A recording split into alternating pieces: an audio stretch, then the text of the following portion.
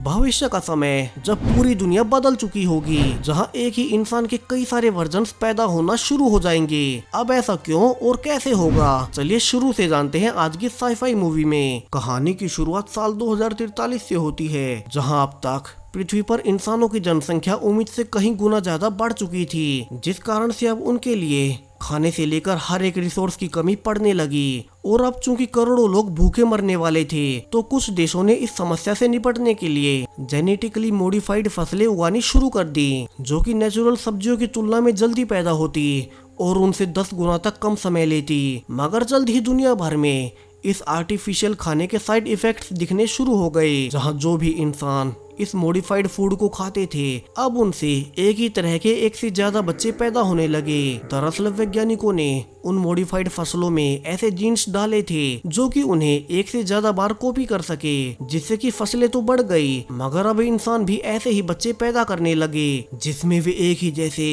एक से ज्यादा बच्चे पैदा हो जाते। और यहाँ से प्रॉब्लम फिर से वहीं पहुंच गई, क्योंकि ऑलरेडी पृथ्वी पर पॉपुलेशन पहले से ज्यादा थी, तो अब ये एक ही जैसे अलग अलग बच्चे कहाँ रहेंगे। और यहाँ से एक मशहूर एक्टिविस्ट डॉक्टर रेमन ने इस प्रॉब्लम का फाइनली एक सॉल्यूशन निकाल ही लिया, जहाँ अब दुनिया भर में वन चाइल्ड पॉलिसी शुरू की गई और ये नियम लाया गया कि अब हर परिवार एक ही बच्चा रख सकता था। और इसके लिए डॉक्टर रेमन ने एक CAB नाम की एक संस्था भी बनाई, जो कि इस नियम को सभी पर सख्ती से लागू करेगी, जहां अब हर किसी को CAB द्वारा इशू किए गए ब्रेसलेट्स पहनने होते हैं, जिनमें कि उनकी इन्फॉर्मेशन दर्ज होती है कि उनके पास सिर्फ एक ही बच्चा है। वहीं जो एक ही जैसे बहुत सारे बच्चे पैदा हो रहे थे, उनमें से पेरेंट्स कोई भी एक बच्चा रख सकते थे। वहीं बाकियों को ये CAB कंपनी आने वाले अनिश्चित भविष्य के लिए क्रायो स्लिप में सुला देती थी, ताकि जब भविष्य में पृथ्वी पर हालात सही हो जाएं, तब वे उन बच्चों को फिर से क्रायो स्लीप से जगा दें। अब इसी साल एक कैरन नाम की औरत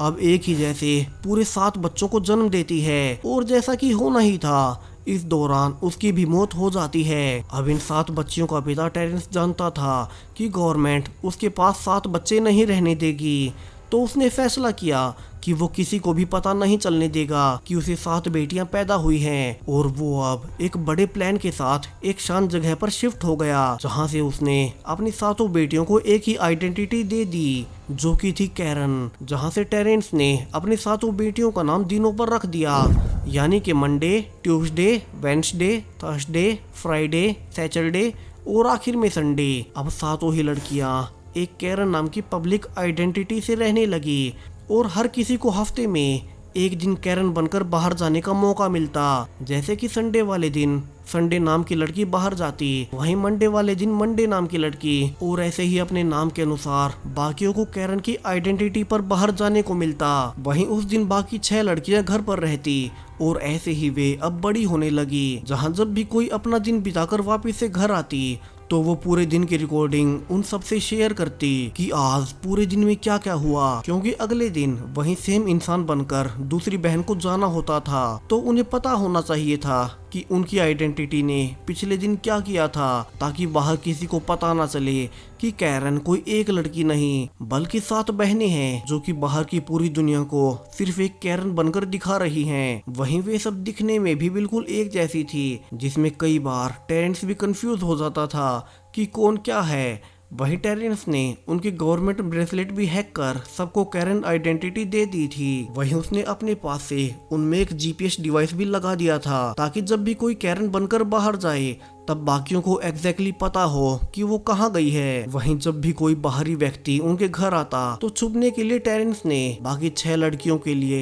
एक सीक्रेट जगह भी बना दी थी। अब एक दिन सैटरडे वाले दिन सैटरडे एक बैले कंपटीशन में जाती है, मगर अंदर रहकर परेशान हो चुकी थर्सडे अब पीछे से किसी को बिना बताए बाहर खेलने चली जाती है। और अब जब सैटरडे वापस आई थी, तो उन्हें पता चलता है कि थर्सडे घर पर नहीं है, जिसे जान टेरेंस काफी ही परेशान था कि तभी उनके दरवाजे पर कोई नॉक करता है, जिसे सुन बाकी लड़कियां जल्दी से छुप जाती हैं, सिवाय सैटरडे को छोड़कर, जो कि आज की कैरन थी। वहीं टेरेंस भी पुलिस के शक में गन के साथ दरवाजा खोलता है, मगर अब वो पाता है कि ये थर्सडे थी। मगर यहाँ उन्हें पता चलता है कि थर्सडे ने आज खेलते हुए गलती से अपनी एक उंगली कटवा ली है। और यहीं पर कहानी डार्क होना शुरू होती है।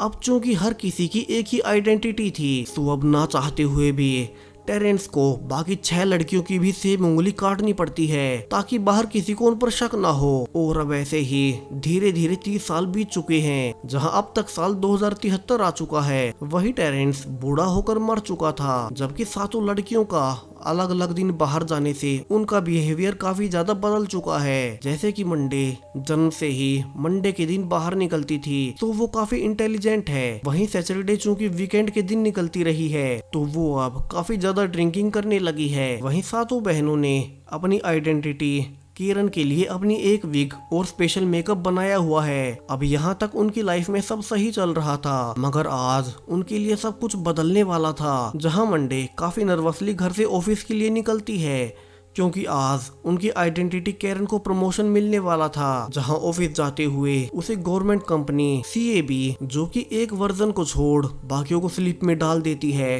उसका एक एजेंट एड्रियन मिलता है, जो कि हर किसी की तरह कैरन को भी चेक करता है। वहीं एड्रियन की अब तक कैरन से दोस्ती भी हो चुकी थी। वहीं अब ऑफिस में उसे जेरी भी मिलता है, जो कि इस प्रमोशन के लिए उसका राइवल था। अब लिफ्ट में जेरी धीरे से मंडे को कहता है कि उसे उसका राज पता है, और यहाँ से वो उसे प्रमोशन के लिए ब्लैकमेल करने लगता है, जिसे सुन मंडे काफी डर जाती है कि उसे कैसे पता चला। वहीं अब तक रात हो चुकी थी, जहाँ बाकी की बहनें पाती हैं कि इतनी लेट होने के बावजूद मंडे अब तक घर नहीं लौटी है, तो वे अब घबराहट में उसके जीपीएस से उसकी लोकेशन चेक करने लगती हैं। मगर अब सरप्राइजिंगली उसका जीपीएस भी किसी ने डीएक्टिवेट कर दिया था, और यहाँ से अब सब डर चुकी थी और उन्हें लगने लगता है कि जरूर से मंडे के साथ कुछ हुआ है। अब अगले दिन ट्यूसडे कैरन बनकर ऑफिस जाती है और नॉर्मली बिहेव करने लगती है, ये जानने के लिए कि कल मंडे के साथ क्या हुआ। जहां उसे ऑफिस से पता चलता है कि कैरन को यानी कि मंडे को प्रमोशन मिल गया था, जिसके बाद वो जेरी से मिलने बाहर गई। अब ट्यूसडे इसके बारे में और कोई जानकारी ढूंढ पाती, उसके पहले ही अब गवर्नमेंट कंपनी सीआईबी के कुछ एजेंट्स आकर उसे पकड़ लेते हैं। वहीं वे जल्दी से उसका जीपीएस भी बंद कर देते हैं, जहां उसे सीआईबी की ऑफिस लाकर कंपनी के हेड डॉक्टर रेमन बताती है कि उसे पता चल चुका है कि कैरन कोई एक नहीं बल्कि वे 7 बहनें हैं, जो कि एक ही आइडेंटिटी से जी रही हैं। तो अब ट्यूसडे को बाकी की बची हुई 5 बहनों को भी पकड़ने में मदद करनी होगी। अब जब ट्यूसडे इसके लिए मना करती है, तो वे उसे पकड़ एक चाकू से उसे टॉर्चर करने लगते हैं। वहीं अब घर पर बची हुई 5 बहनों को चिंता होने लगी थी कि आज फिर ट्यूसडे ऑफिस से घर नहीं लौटी है, और वे अब इसी पर बात कर रही थी कि ऐसा क्या हुआ है कि तभी बाहर से कई सारे सीआईबी एजेंट्स आते हैं, और वे कैरन की एक आंख से सिक्योरिटी को ब्रीच कर अंदर घुस जाते हैं, जहां से अब 5 बहनों और सीआईबी एजेंट्स के बीच लड़ाई होने लगती है। अब हालांकि 5 किसी तरह से मारकर एजेंट्स को भगा देती हैं, मगर इसी दौरान एक बहन संडे को गोली लग जाती है और वो वहीं मारी जाती है, जिसे कि देख अब बाकी की बची हुई 4 बहनें काफी ही ज्यादा दुखी थी। वहीं वे ये भी पाती हैं कि जिस आंख से सीआईबी के एजेंट्स उनके घर घुसे थे, वो दरअसल ट्यूसडे की थी। वहीं अब चारों को लगने लगा था कि कहीं जेरी ने ही सीआईबी एजेंट्स को उनके बारे में बताया ना हो, क्योंकि फुटेज में उन्होंने देखा भी था कि किस तरह से वो मंडे को ब्लैकमेल कर रहा था। तो अगले ही दिन अब वेडनेसडे अकेले ही उससे पूछने जाती है कि क्या उसी ने उन 7 के बारे में सीआईबी एजेंट्स को बताया था। मगर यहाँ जेरी कहता है कि उसे तो खुद भी नहीं पता कि वे 7 बहनें हैं, और वो तो बस इसलिए ब्लैकमेल कर रहा था क्योंकि उसे पता चला था कि कैरन यानी कि मंडे ने उस सुबह अपने बॉस को रिश्वत दी थी, जिसके बदले में उसे उस दिन प्रमोशन भी मिल गया। अब जेरी उसे ये सब बता ही रहा था कि तभी कोई बाहर से उसे गोली से जान से मार देता है, और वेडनेसडे ये देख वहां से भागने लगती है। मगर अब तक वही एजेंट्स उसके पीछे से आकर